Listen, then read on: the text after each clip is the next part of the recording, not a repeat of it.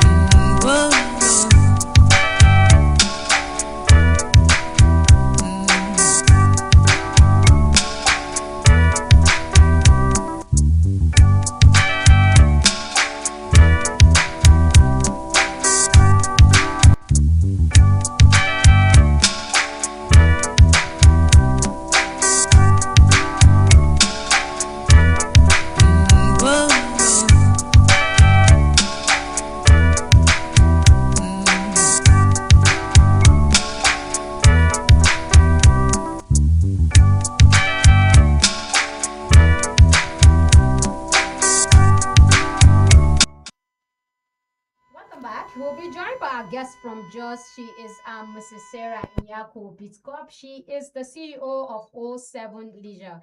Madam Sarah, if you can hear me, you're very welcome to the program.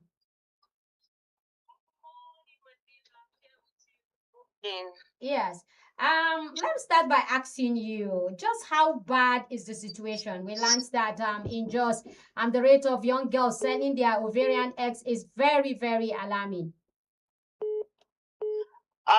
Thank you for that alarming question that would demand an alarming answer.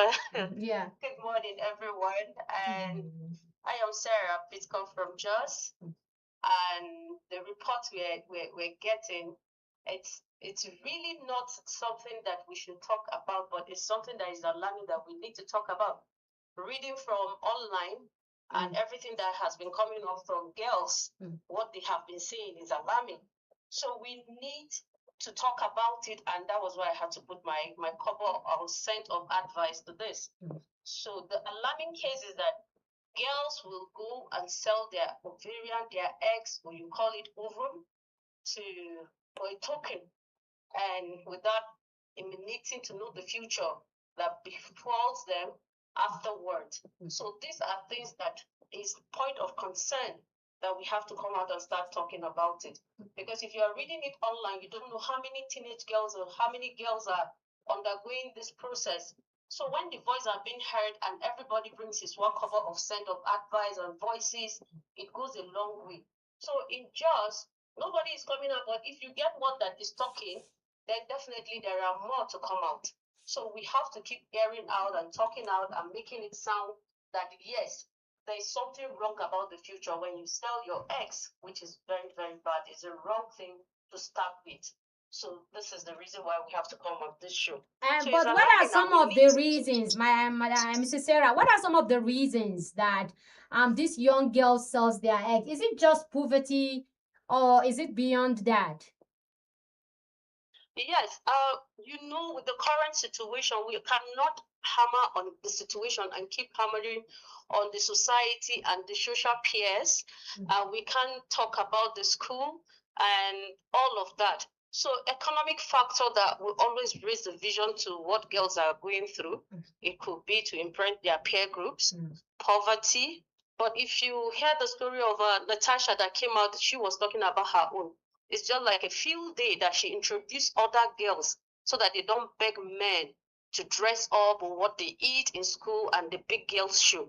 So everybody has his own catchment area on what the society drives them to. So it's so petty with what would take you to go and sell your eggs. What about family? There are parents that don't have poverty is raging them.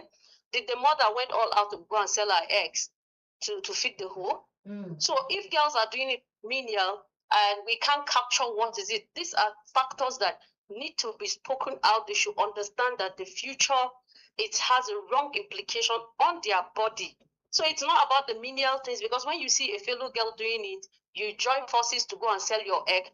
They are not aware about the future. They don't know that 300,000 eggs that is left in them, it has a vacuum that it will vanish. So everybody have his own reason. That's just the thing. We can't just peg it on poverty, economic factor, peer groups, association, and what have you. So we have to get to talk, and we can get the views of these girls. Most of them are too young and they are naive with what they are going into. That's just the truth. Madam Sarah, good morning once again. Yes. Okay, Good morning. So I just want to ask this question quickly. I'm going to the part of the authorities. How much does the appropriate authority talk about this or kick against it? How much do they, talk about it or kick against it? Yes, things coming up like this. We know about the upcoming of AI, IVF, and what have you. You know how the world has gone scientifically advanced in some of the things we have achieved in life. We can't drive the factor away to say these are part of the things that science have invented. And if science has invented that IVF egg will be taken from the ovaries and fertilized to make an organism in another woman's womb, it's something that the government is aware, but nobody understands the legal or the implication. Because these girls that are giving out, these are sensitive issues that anytime you have to discuss about it, a woman that is expecting will feel a bit derived and feel bad, because you're talking about things that she wanted and somebody is contributing an egg or her ovum to donate so that she'll be able to fertilize hers. So we are not even talking much for the government to really echo, to understand that there's something in that nature. There's a nitty-gritty they need to advance in searching.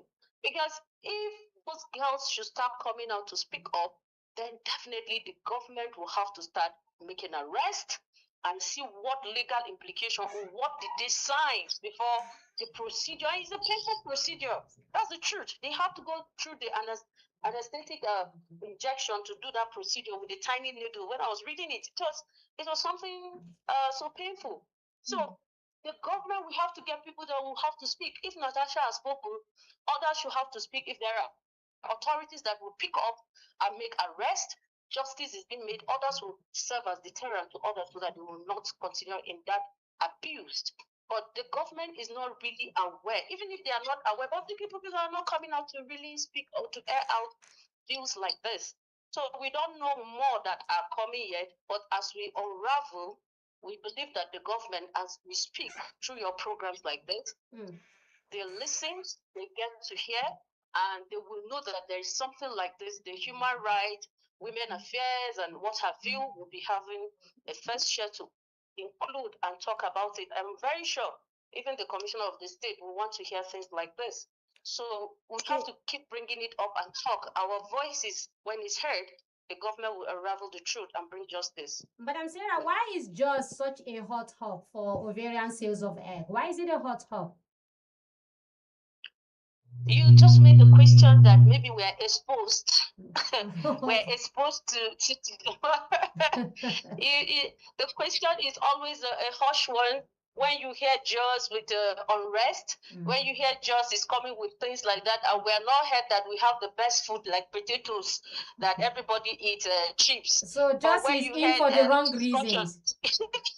you do understand? Even with the potatoes that we are sharing out, we don't hear the good points of the tourist attraction and other things. But when we have a hot point in this situation, Jaws is always on the road or the map to keep running this kind of thing. It's not. I'm very sure it's not just alone, but because others have not spoken, and Jaws is the first to unravel. Or Natasha came out to talk about it. But with this, it will unravel. The doctors are spread everywhere. IVF is spread everywhere. So which egg is used to fertilize? That's the truth. Okay, so if we're getting the report coming from here, I believe that the just came out that we got one person that is speaking out, and others will follow suit to expose other places. That's for sure. But I like the way we are bringing it up on air, talking about it. It will unravel and it will keep bringing out ladies, the little girls, the naive ones, to get to understand that this is a wrong motive or wrong thing to do that will affect them in the future. That's just the truth. Okay, so many young girls these days believe that selling of the ovarian eggs is not a crime. You understand? Okay. They believe that it is not a crime because they are not stealing, they are not into prostitution, and they are not selling their kidneys. So they believe that selling their ovarian eggs is not a crime because it is their body and they can do whatever they want with their body. So what do we tell those girls? Yes, in a situation like this, how old are the girls? That's the truth. How old are the girls? Even if we're saying that it's not prostitution, how old are the girls? There are things that you are not told. That's why I always use the point of Natasha. What happened to her? She got married and there was no ex and she could not speak to her husband. So they are not aware that these eggs will not be there when they need them. And I don't know what the doctors preach to them when they are taking the eggs, because they will tell them they have about 1.2 million of eggs. So you can give it out at when due, and even when you're getting married, those eggs are there. So something that has to do with knowledge and you're seeing the practical view are two different things. The knowledge of the doctor and the practical view of life is different. Some people might have 1.2 eggs and they cannot conceive. Some people have 300,000 eggs and they cannot conceive. The eggs are there, they are menstruating, everything. So these are knowledge gap that we need to keep talking. Like you're coming up to talk about it. When I heard about it, I've been invited. I jump into to talk, because my 1% of advice or to talk or to give my view will go a long way for any girl listening to this program to know that the future ahead is not about now. We have to keep talking to you, because some of us do not have such knowledge when we're growing up. But when you have the advantage, or you have the media, you have people like you coming up to talk about this, then it's something that we have to keep talking about it until the ladies themselves from the grassroots get to hear about this and to influence. Yes, Madam Sarah, I like the fact that you brought in the future. And then let's also talk about the society role itself. The near future will be having husband marrying mother and daughter at the same time, because according to Natasha's story, she has seen kids that look like her when she was in the restaurant. And so this is what we are going to have in the next 10 to 20 years. We have one man marrying a mother and a daughter at the same time. We have a brother marrying his sister at the same time. So has the society failed in terms of its responsibility to ensure and values hard work and respect for dignity? Good. When we bring about values, values start from the tiny unit called the society. We don't call the society first. It's what we get from the family as a tiny unit of the society. Are you that afraid? Takes out. Are you really afraid of the future in the next 10, 20 years of what we're going to the see? future is not going to be 100%. It's not everybody that sells eggs. So that's where I'm driving to. It's not everybody. But it's becoming rampant. So does that mean in the future we have to start doing DNA tests before our children get married? Of course. Of course. DNA is already in the beam. It's already a shadow. It's just that it's expensive. But definitely a lot of parents would have concluded to go for DNA, but because of the cost implication. Yes. But if we're talking about the 20 years, we'll be having the same people resembling themselves, brother and sister, the incest and what have you, then definitely the society has failed. But not just the society, I have to start talking from the family before it gets to the society. So two things are involved when you're seeing your daughter dressing up, looking glamorous, looking beautiful, wearing attire, and you did not speak. That's the problems that I'm talking about. Is starting from the family before it gets to the society. When we pour everything to the society, we don't expect those government will come to your house, train your child, see the way he looks, or dress, or he's having a dreadlock, or the girl dress.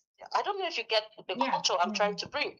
So it starts from a unit called the family. That's the society that what we get, the garbage in, the garbage out we get, it starts from a unit called the family. So when you don't take note, she keeps selling. At times she comes back home, she's not feeling fine. Maybe she has gone from a procedure to sell one of the eggs, and you don't know. But when you look after the family, there's no how we can be 100%. But when we start seeing resemblance of children, then definitely we have a test. I know with time, a test of sampling to check the eggs. How many eggs you have will come up. Apart from the DNA that we're talking about, you have to check the number of eggs. So the number of eggs will determine your marriage suitability. That's what we are going to.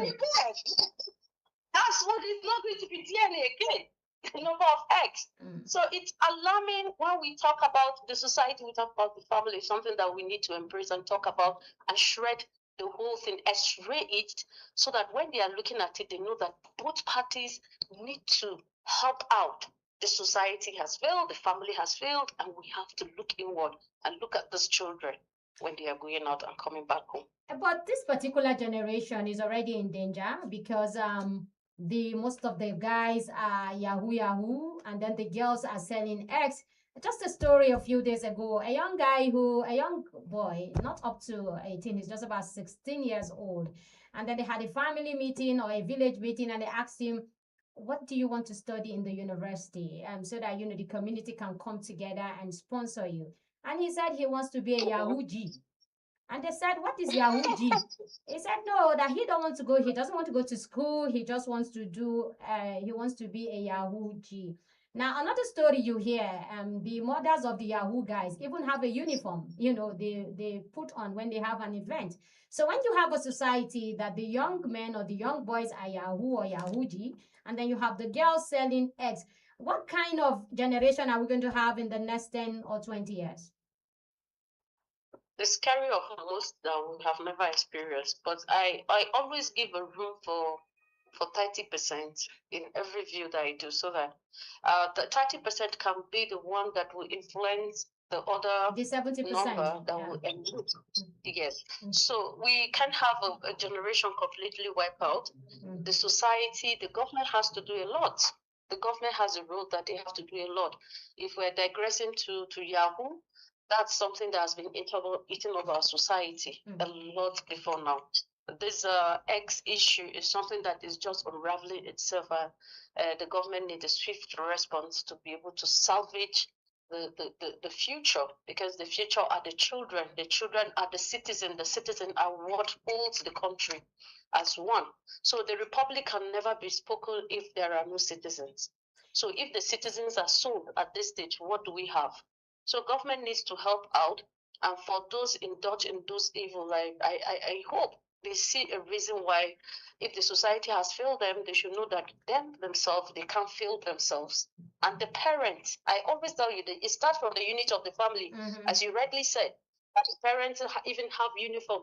So how can the parents have a uniform of celebrating someone going into Yahoo? Already you're saying that the family has failed.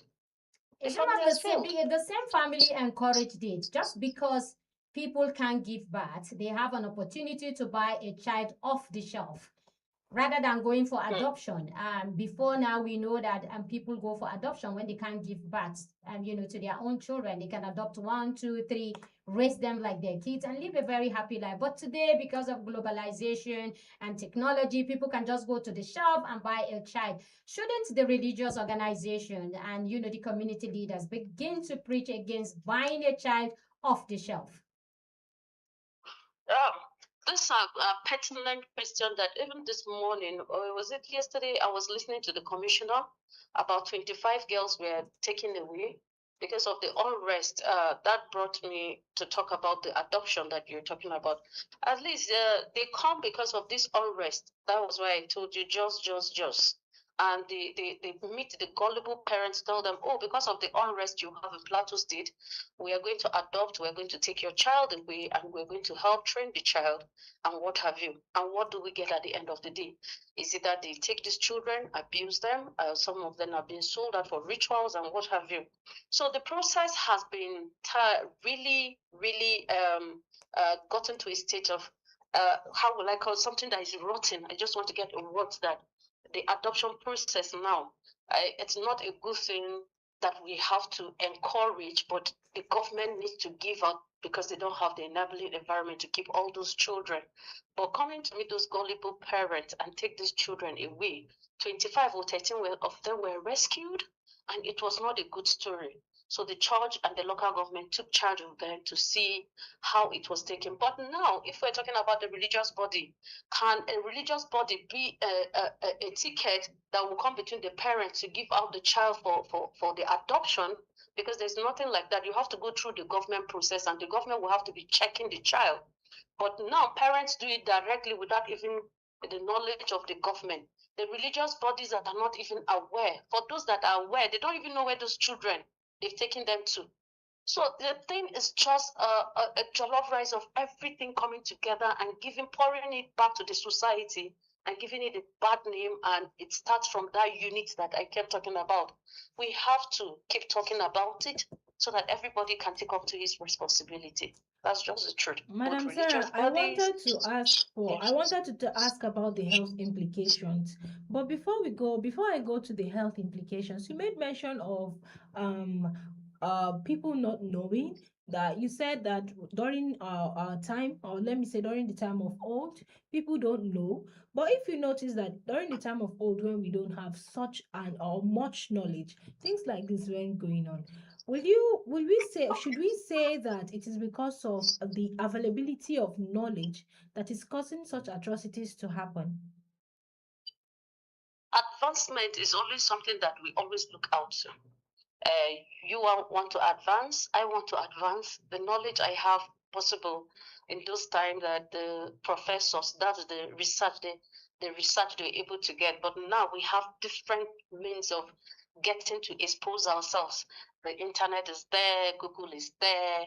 We have phone, a friend from America that can tell you, oh, this is what happened in America today. Can you imagine this happened in UK? This happened there. So the exposure to life has advanced. It's something that all of us are dreaming to have. We're not using the same phone we're using. We're using that green phone that goes round that you have to talk. You have to go to your neighbor's house. But things have advanced that you're talking to me now. I'm in the house and you're talking to me from the studio in Abuja. And everything is going on air, sounding well. And it's the advancement that everybody wish and we pray, and it's here.